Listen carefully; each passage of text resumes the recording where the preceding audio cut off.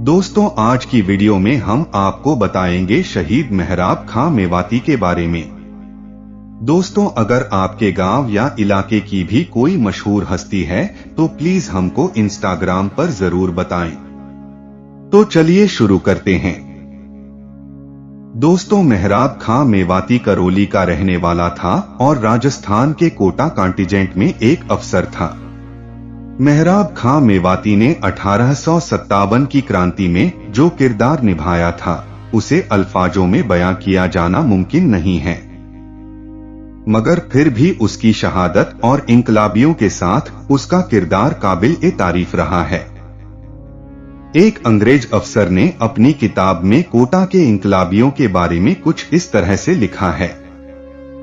Kota contingent में ही नहीं बल्कि पूरे गढ़ में होशियारी से रहा करो, क्योंकि राजकीय फौज में ज्यादातर मेवाती मुसलमान हैं और राजपूतों की तादाद कम है।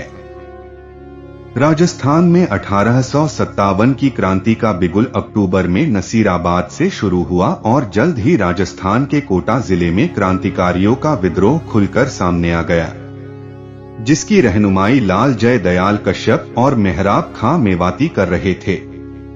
सुबह का वक्त था और इंकलाबियों ने मेजर बर्टन के बंगले को चारों तरफ से घेर लिया था।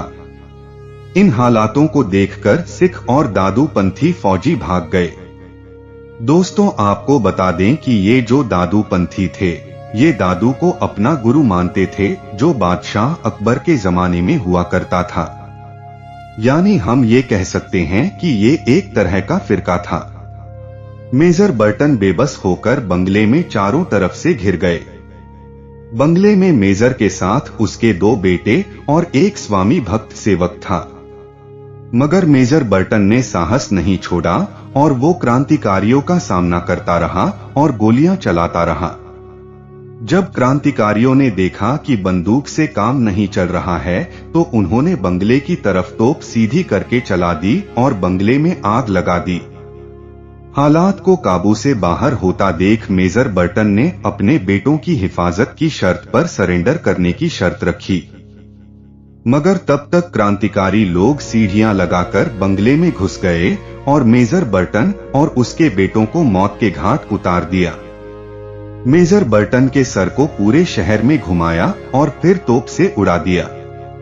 महाराज राम सिंह जी को जब यह जानकारी मिली तो महाराज खुद मेजर बर्टन की मदद करने के लिए चला, मगर अजीतन नबी शेर खां ने उनको बताया कि महाराज, हालात आपके लिए मुफीद हैं और सारी फौज क्रांतिकारियों के साथ मिल गई है, क्योंकि ज्यादातर सैनिक मेवाती मुसलमान थे।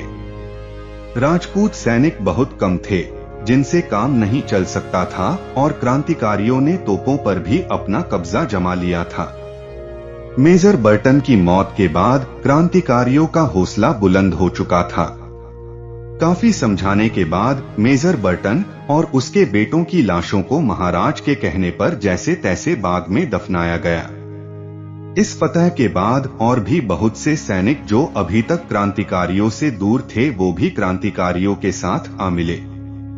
शहर पनाह पर क्रांतिकारियों ने कब्जा कर लिया, मगर कोटा में नरेश के गढ़ पर अभी भी उनका ही शासन था, जहां से वो अंग्रेजी सरकार को छुपकर खबर भेज रहा था।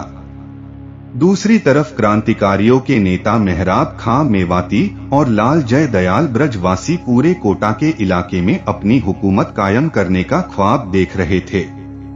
दोस्तों, उसी दौर में ऐसा ही ख्वाब सआदत खां मेवाती, नाना साहिब, तात्या टोपे और झांसी की रानी भी अपनी अपनी रियासत में अंग्रेजी हुकूमत को उखाड़ फेंककर अपनी हुकूमत कायम करने का ख्वाब देख रहे थे, मगर अंग्रेजी हुकूमत बहुत ताकतवर थी जिसके खिलाफ जीतना आसान काम नहीं था। गढ़ पर क्रांतिकारियों ने हमला करके कब्जा कर लिया।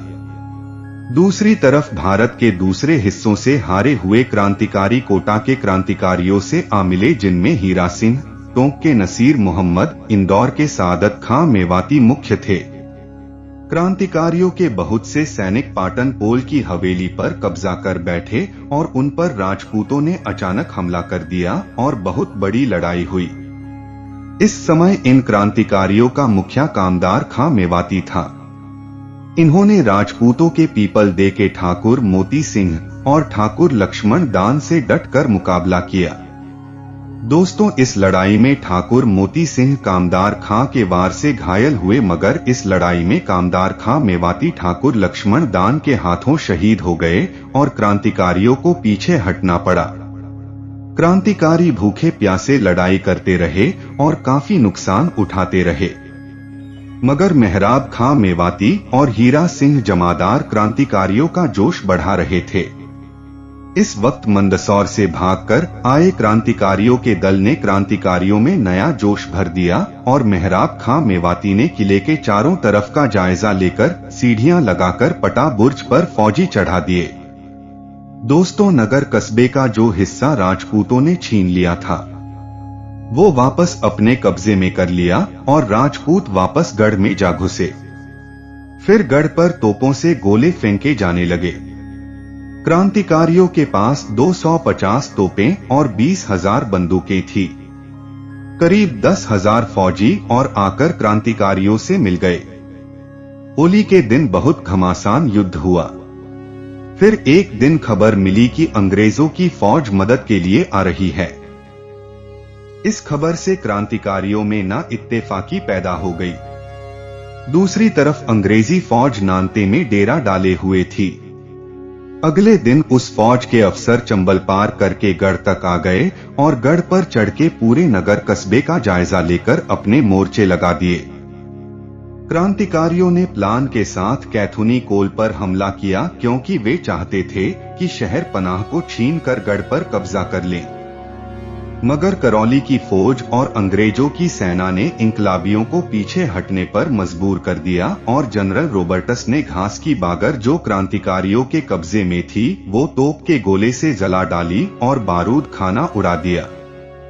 दोस्तों, इस लड़ाई में क्रांतिकारियों को जान माल का काफी नुकसान हुआ और वो मैदान से पीछे हटते और भागते रहे। इस तरह से सुरपोल पर अंग्रेजों का अधिकार हो गया। इस खबर को पाकर रामपुरे के क्रांतिकारियों ने सुरपोल पर हमला कर दिया, मगर अंग्रेजों की एक सेना कैथुनी पोल की ओर से बढ़ रही थी, जिसने इन लोगों को खदेड़ दिया और काफी तादाद में क्रांतिकारी गोलियों के शिकार हो गए। लाल जय दयाल का भाई हर दयाल बहादुरी से लड़ता हुआ शहीद हो गया। भागते हुए क्रांतिकारियों का राजपूत सरदारों ने पीछा किया और रिसालदार मोहम्मद खां, दफादार मिर्जा अब्बास बेग, जमादार गुलाम मोहम्मद खां जैसे कई क्रांतिकारी शहीद हो गए। उधर गढ़ में मौजूद मेवाती सैनिकों को कैद कर लिया गया और उनके सर कटवा दिए गए। नबी शेर खां जैसे काफी अफसरों को तोप से उड़ा दिया गया। सन 1860 में काफी खोजबीन के बाद काफी कोशिशों से मेहराब खां मेवाती, लाला जय दयाल और गुल मोहम्मद को गिरफ्तार करके कोटा लाया गया और पॉलिटिकल एजेंटों की मौजूदगी में राजभवन के पास एक नीम के पेड़ पर इन तीनों को फांसी दी गई और इस तरह से ये तीनों बहादुर सपूत अपने मुल्क के लिए शहीद हो गए। मगर उनकी यह शहादत हमें हमेशा कोटा के क्रांतिकारियों की याद दिलाती रहेगी। तो दोस्तों, ये थी मेहराब खां मेवाती के बारे में कुछ अहम जानकारी। दोस्तों, आपको ये जानकारी कैसी लगी, अपना कीमती कमेंट जरूर करना। मिलते हैं अगली शानदार वीडियो में।